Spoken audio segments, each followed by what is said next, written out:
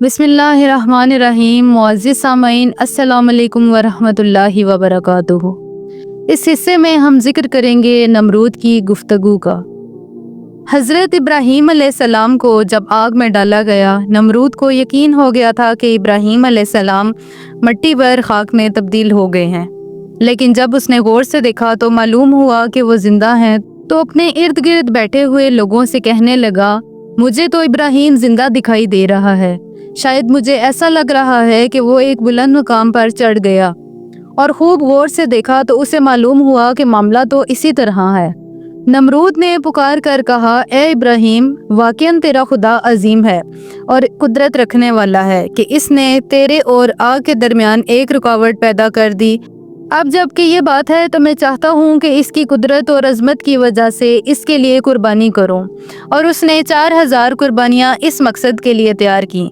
लेकिन इब्राहीम ने इससे कहा, तुझसे किसी किस्म की कुर्बानी और कार खैर कबूल नहीं किया जाएगा मगर ये कि तू पहले ईमान ले आए।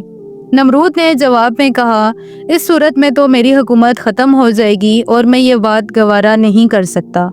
बहरहाल यही हादसात इस बात का सबब बन गए कि कुछ आगाह और बेदार दिल लोग इब्राहीम के खुदा पर ईमान ले आए, या इनके ईमान में इजाफा हो गया। और शायद यही वाक़या इस बात का सबब बना कि नमरूद इब्राहीम के मुकाबले में किसी सख्त रद्द अमल का इजहार ना करे और सिर्फ इसको सरजमीन बाबुल से जिला वतन करने पर किनात करे।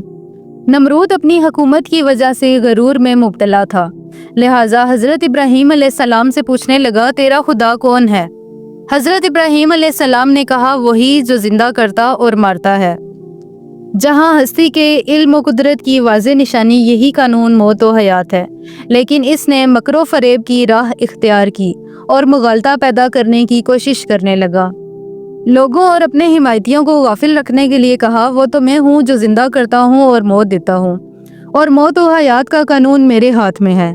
कुरान में इसके जुमले के बाद वाज़िया नहीं है कि इसने अपने पैदा किए हुए मुगालते की तायीद के लिए किस तरह अमली इक़दाम किया, लेकिन हदीस और तवारीख में आया है कि इसने फ़ौरन 2 कैदियों को हाजिर करने का हुक्म दिया।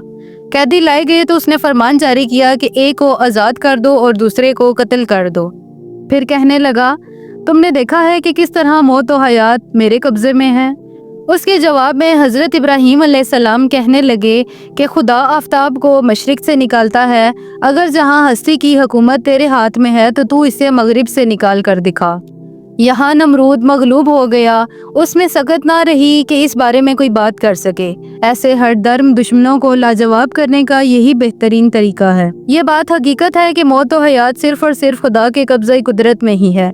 इसी बना पर हज़रत इब्राहीम अलैहिस्सलाम ने पहले वही मसला पेश किया, और ये फितरी अमर है कि अगर कोई साहिब फ़िक्र और रोशन ज़मीर अफराद इस मजलिस में होंगे तो वो इसी दलील से मुतमईन हो गए होंगे, क्योंकि हर शख्स अच्छी तरह से जानता है कि एक कैदी को आज़ाद करना और दूसरे को कत्ल कर देना हकीकी मौत व हयात से बिल्कुल राब्ता नहीं रखता। लेकिन जो लोग कम अकल थे और इस दौर के जालिम हुक्मरान के पैदा करदा मुगालते से मुतासिर हो सकते थे, इनकी फ़िक्र राह हक से मुनहरिफ हो सकती थी। लिहाजा आपने फ़ौरन से दूसरा मसला सूरज के तलू व गरूब का पेश किया ताकि हक अच्छी तरह से वाज़ेह हो जाए। हज़रत इब्राहीम अलैहिस्सलाम के आग में डाले जाने के वाक़ये और इस ख़तरनाक मरहले से इनकी मौजज़ाना निजात ने नमरूद की हुकूमत को लर्ज़ा कर रख दिया। नमरूद तो बिल्कुल ही हवास बाख्ता हो गया, क्योंकि अब वो हज़रत इब्राहीम अलैहिस्सलाम को एक फितना खड़ा करने वाला और नफाक डालने वाला नौजवान नहीं कह सकता था, क्योंकि इब्राहीम अलैहिस्सलाम अब एक खुदाई रहबर और बहादुर रहबर की हैसियत से पहचाने जाते थे। इसने देखा कि इब्राहीम अलैहिस्सलाम और इसके तमाम तर वसाइल और ताकत के बावजूद इसके खिलाफ जंग की हिम्मत रखता है। उसने सोचा कि अगर इब्राहीम इन हालात में इस शहर और इस मुल्क में रहा तो अपनी बातों, कवी मंतक और बेनज़ीर शुजाअत के साथ मुसलमान तौर पर सब पर हाकिम हो जाएगा और सबको राह हक की तरफ ले जाएगा। लिहाजा इसने फ़ैसला किया कि इब्राहीम को हर हालत में इस सरजमीन से चला जाना चाहिए। हज़रत इब्राहीम अलैहिस्सलाम बहुत ही आसान तरीके से अपना फरीज़ा अंजाम दे चुके थे और हुकूमत की बुनियादों पर चकनाचूर करने वाली ज़रबें लगा चुके थे। वो ऐसा बीज बो चुके थे कि जिसकी मिसाल नहीं मिलती। अब बस इंतज़ार था कि कब वो बीज कदावर दरख्त बन जाए। اس لیے آپ نے فیصلہ کیا کہ یہاں سے کسی دوسری سرزمین کی طرف چلے جائیں اور اپنی رسالت کے کام کو وہاں بھی عملی شکل دیں۔ لہٰذا انہوں نے یہ ارادہ کیا کہ لوط جو کہ آپ کے بھتیجے تھے اور اپنی بیوی سارہ اور مومنین کے ایک چھوٹے سے گروہ کو لے کر اس سرزمین سے شام کی طرف ہجرت کر جائیں۔